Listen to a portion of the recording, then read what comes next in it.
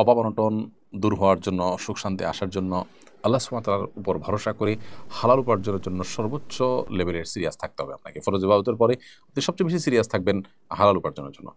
আমরা অনেকে আমাদের ইবাদত বন্দেগীর পাশাপাশি হালাল উপার্জনের জন্য সেরকম সিরিয়াসনেস আমাদের মধ্যে থাকে না। আমরা চাই দোয়া দুরুদের মাধ্যমে আল্লাহ তাআলা আমাদেরকে সকল আল্লাহর নেয়ামত রিজিক ইত্যাদি দিয়ে দেক। আল্লাহ চাইলে দিতে পারেন, কিন্তু এটা আল্লাহ তাআলার সুন্নাহ বা নিয়ম নয়। সুন্নাতুল্লাহ ফিল আরদ বা পৃথিবীতে আল্লাহর নিয়ম হলো যে যে পরিশ্রম করবে তাকে আল্লাহ তাআলা ফসল দিবেন। অতএব আমাদের পরিশ্রমী হতে হবে।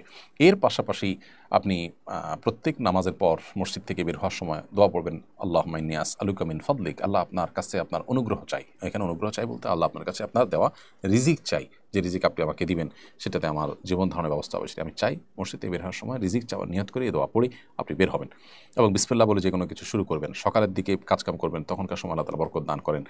এভাবে আপনি কাজ করবেন। আর মনে রাখবেন নবী রাসূলগণ তাদের জীবনে খাদ্য, পানীয়, পরিধেয় এই সমস্ত বিষয়গুলোতে অনেক বেশি তারা সমৃদ্ধ ছিলেন, ব্যাপারটা কিন্তু তা নয়।